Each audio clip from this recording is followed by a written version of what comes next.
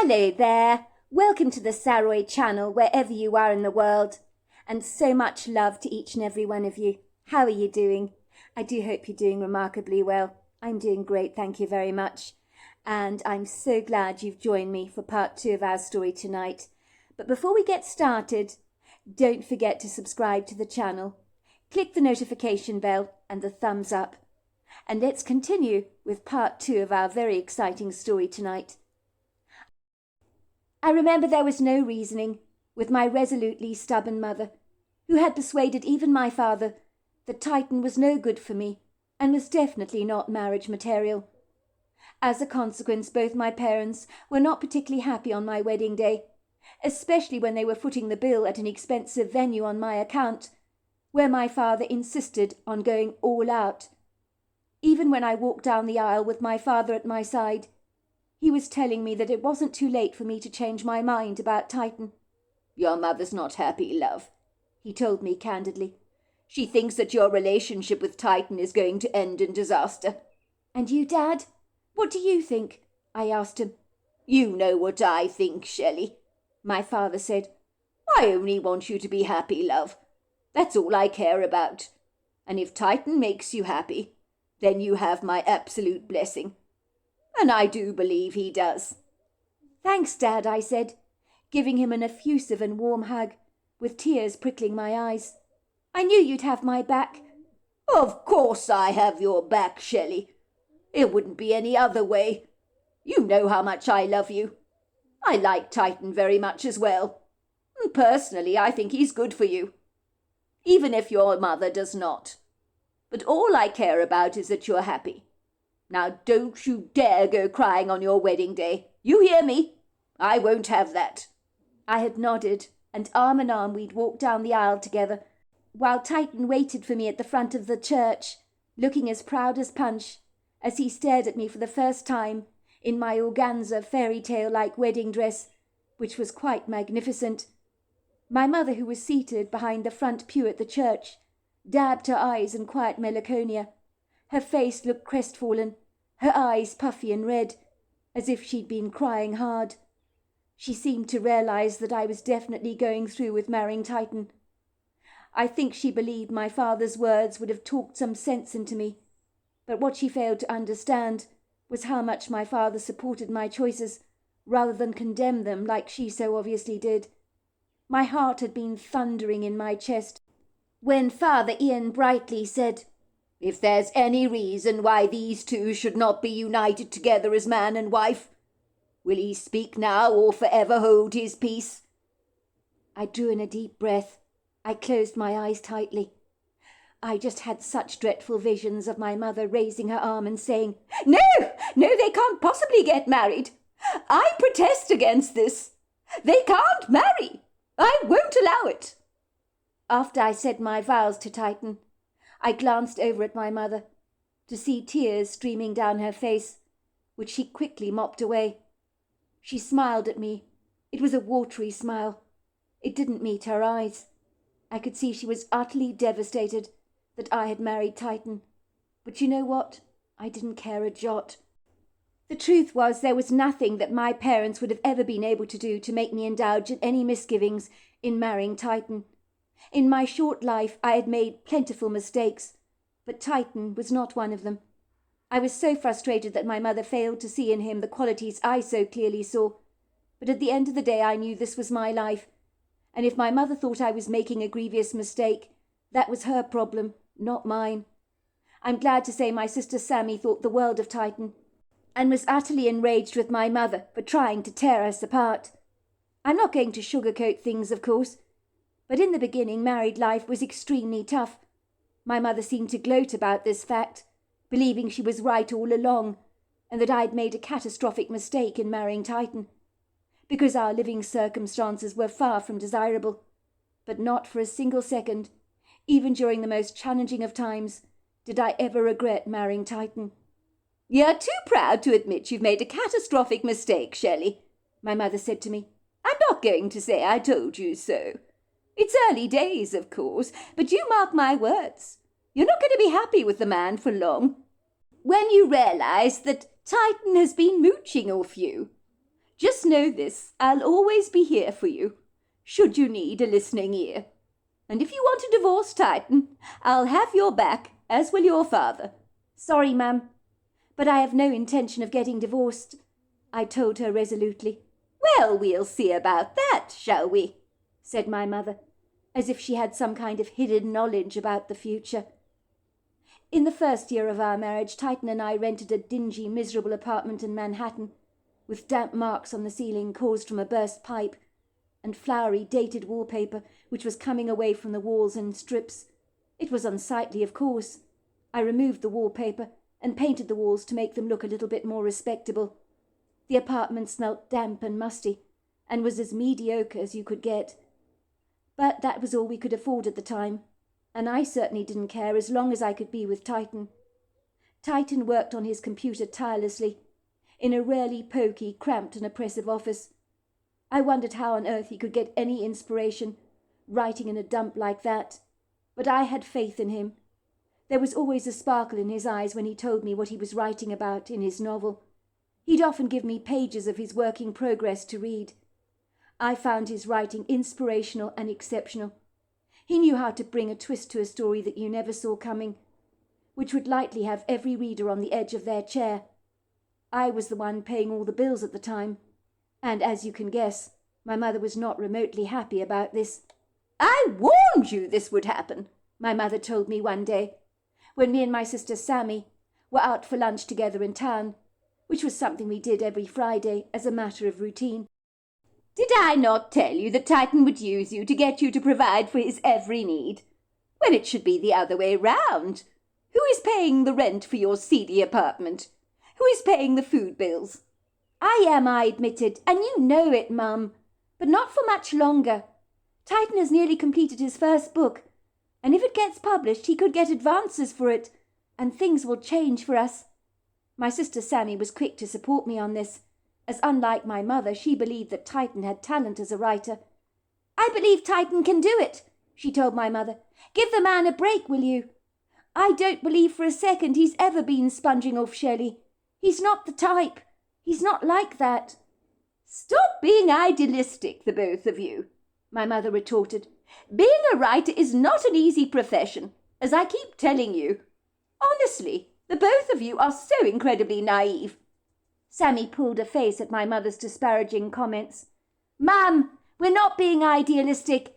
Shelley and I have read Titan's work.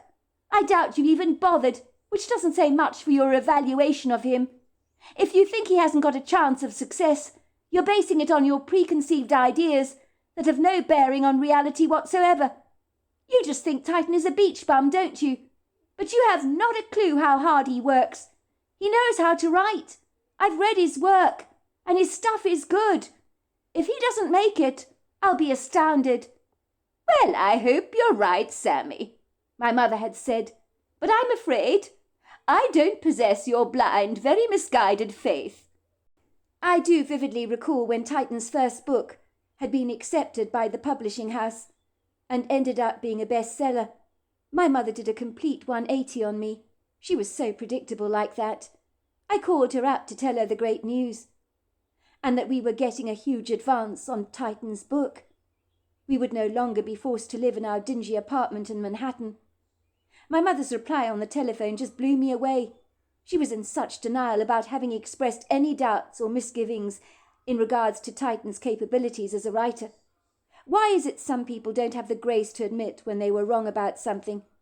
I always think extremely highly of people who are willing to concede that they made a mistake or misjudged a person, a political party, or a teacher perhaps. My mother clapped her hands and said, I knew it! I absolutely knew it! I knew my son-in-law would get published. I knew he was an incredible talent. What did I tell you? Wait until I tell my friends about all this. I'm so happy for the both of you, love. But am I surprised? Absolutely not. I always knew Titan was a diamond in the rough. Mum, I said to her, I may remind you didn't want me to marry Titan. You were crying on my wedding day. I saw the distress in your eyes. You said he was no good for me, and that I would be the one having to work to support the both of us for a living. But it seems you may have been wrong about all this." My mother laughed dismissively. I was absolutely certain she was waving her hand on the phone as if swatting a fly away, for never did she want to admit that she was wrong about anything. "Honestly, Shelley, listen to yourself. I was not crying on your wedding day, and if I was, it was emotional, because I was so delighted for you. I was happy that you were coming together as man and wife. You do talk so much nonsense. I've never said anything bad about Titan. I was delighted when you got married to Titan. If I hadn't been that way, I wouldn't have spent such a fortune on your wedding venue, would I?" "But that wasn't you who spent the money, it was Dad. He insisted on spending a lot of money on my wedding. You didn't want to spend a bean." "Oh, really? I don't know where you got that idea from, Shelley. I told you all along that Titan was going to make it very big as an author. I knew he was talented. I mean, he has an English degree. And that English professor at university believed he had great potential. You told me that yourself, did you not?" I nearly choked when my mother said this. "You knew Titan was talented," I said, with the sarcasm in my voice. "That's rich coming from you, Mum. This is the first time you've ever admitted that to me. You said he was going to mooch off me for the rest of my life." "Oh, I knew Titan was talented," my mother insisted. "I knew he would make it big. I've always said that." I knew there was no point arguing with my mother on this, or rubbing her nose in how wrong she'd been about my husband, because that wasn't going to get me anywhere. Moments later, as I had correctly predicted, my mother arrived at our apartment, looking both flustered and excited. She was carrying a bottle of very expensive champagne in her hands to celebrate Titan's book deal. She clucked over Titan, like a proud mother hen, as if he had become a celebrity of note. She flung him into her arms so abruptly, and was so effusive in her gestures, she nearly knocked him over on his feet, in her unbridled enthusiasm. Then she coquettishly began to tell Titan how she knew there was always a very proficient writer in him. "Oh, I'm so proud of you, Titan. What can I say? I mean, honestly, I always knew that you were going to be a fabulous author. You haven't surprised me on that at all." "Well, I'm very glad you had so much faith in me, Mrs. Lamb." I rolled my eyes in quiet amusement as I watched the scene unfold before me. My mother began to eagerly phone up all her friends to tell them her news. She sat on our settee with her face puffed up with so much pride she looked like a hot air balloon that was about to burst in any second. "Yes, Shelley's husband Titan has just had a book deal from the publishing house. Isn't it spectacular? I always knew he was going to be such a successful author, and it seems that the publishing house agrees with me on that. They say that his work is outstanding, that his twists in his story are absolutely amazing. They think he's got an amazing future ahead of him. And, of course, the professor at the university said that about him as well, that he was an inspiring talent. So, yes, this is the beginning of many more books, I'm most sure. My son-in-law is going to be an amazing success. Oh, yes, I know. I am incredibly lucky." I knew that my mother's intention towards me had only ever been good, so I had to let her past judgments about Titan fly out of the window, like dandelion seeds on the wind, and pretend to myself that those disparaging words she had uttered about my husband had never been articulated, even though they most certainly had. But there was no point in holding on to a grudge. I will admit I felt a sense of smug satisfaction watching my mother silently squirm as she ate her words, and in the quiet calm I whispered into her ears, without words, of course, "I told you so, Mum. I told you so. You got Titan all wrong." I felt vindicated by Titan's outstanding success, knowing that my faith in him had not come to nothing. I'm glad to say my father met up with me in town to have a bite of lunch with me. He was so delighted to hear about Titan's book deal, and apologised profusely for believing the nonsense my mother had callously spouted about my husband. He enveloped me in a big warm hug, like he had done on my wedding day, and said, "I've got some serious humble pie to be eating. I have apologies to make. Why did me and your mother get Titan so horribly wrong? I guess he looked so carefree, like one of those beach bums or graffiti artists do get, that look as if they're quite happy to let life pass them by, without bothering to get down to any hard work. I thought Titan was like that. Your mother persuaded me on this. And you know how persuasive your mother can be. I'm an old fool for buying into her elaborate propaganda like this." "Oh, believe me, Dad, I know all about that," I said with an amused chuckle. "Well, I should never have listened to your mother, should I? She's never been a good judge of character. Remember that carpenter she hired to fix the skirting boards in our entrance hall? He did a shoddy job.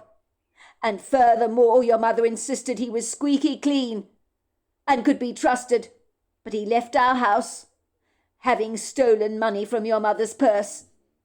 It turned out that me and your mother presumptuously got Titan all wrong, based on his casual demeanour. Now it seems that Titan has got a fabulous book deal on the way, and many more in the pipeline, I'm most sure. And I certainly wouldn't be surprised if some of them become bestsellers, if I know him. I'm the one that's got egg all over my face, and I apologise for doubting him. What can I say, Shelley? There's no fool like an old fool. We should have supported you when you chose to marry Titan, but I was so aggrieved when you chose him to be your lifelong companion. I thought you would be living hand to mouth, and no father wants that for their daughter. But I believed that only because that's what your mother told me." "It's all right, Dad, I understand. Thanks for admitting you got him wrong, though. I can see why you thought he was a drifter, and that he had no real focus or direction in his life. A lot of people falsely think that about him, but they don't know him like I do. I've seen how he settles down to work, and when he does, he gives it 1,000% focus. Unlike you, Dad, Mum's pretending she always knew that Titan would make it big as an author, but she's lying through her teeth. She was phoning her girlfriends, boasting about his successes, glorifying herself by making out she knew all along he was going to be a big deal. She was the one that kept telling me I would be supporting Titan for the rest of my life, but the tables have certainly turned, and Titan's current success means that our life is going to change, and that we're going to live very well." My father nodded his head approvingly and smiled. "I'm so pleased for you, love, and I couldn't be prouder. But in regards to your mother, you know she'll never change. Let's just say I've never ever known your mother to admit she was wrong about anything a day in her life. I remember in town once she pointed to a very expensive dress she saw in the window. I told her I could see it was far too small for her, and that they didn't have one in her size, which she soon found out. But your mother insisted the dress would fit her, because she wanted it so very badly. She brought it at once without even bothering to try it on, until we got home, of course. And when she did, it wouldn't even go over her waist. That's how tight it was. I said to her, didn't I say that dress was far too small for you, and that we shouldn't buy it, or at the very least you should try it on? But you refused to listen to me. She turned around indignantly and told me I was the one that told her it would fit her. She had trusted my opinion when she bought it. She twisted everything to suit her narrative, like some politicians do so aptly. She probably has convinced herself already that she's always believed Titan would become a successful author, because that's what your mother does. She's far too proud to admit she's wrong about anything. But underneath, I rather suspect she's very well aware of her mistake, and is probably just hiding in her embarrassment as best as she can. She's ashamed to have got things so horribly wrong. It was when me and my husband had purchased the brownstone apartment in Tribeca that I suddenly had another fleeting flashback of me and my sister Sammy on this very same street in this fancy neighbourhood. I knew Sammy remembered the event well, for she even mentioned it on my wedding day. We had been wearing our school uniforms that day, staring at a rather debonair young couple coming out of their opulent brownstone apartment, making their way to their flash-red bright sports car with its sunroof. I had been hit with a feeling of déjà vu that came from nowhere, as if I'd been at the apartment and on the street before, in another time. But in my case it was like the future had got embroiled with the past, as if the ribbons of time had become somewhat tangled and confused, tying themselves up together in a knot. I remember looking at the crooked tree opposite the apartment and making a mental note of it as a girl, and I'm not really sure why I did that. When I realised the apartment that we had purchased was the very same apartment the young couple had charged out of all those years before, as they made their way to a flash bright red sports car with its sunroof, I had been hit with a feeling of déjà vu that had come from nowhere, as if I had been at this apartment and on this street before, in another lifetime. But in my case, it was like the future had got embroiled with the past, as if the ribbons of time had got somewhat tangled and confused, tying themselves together in a knot.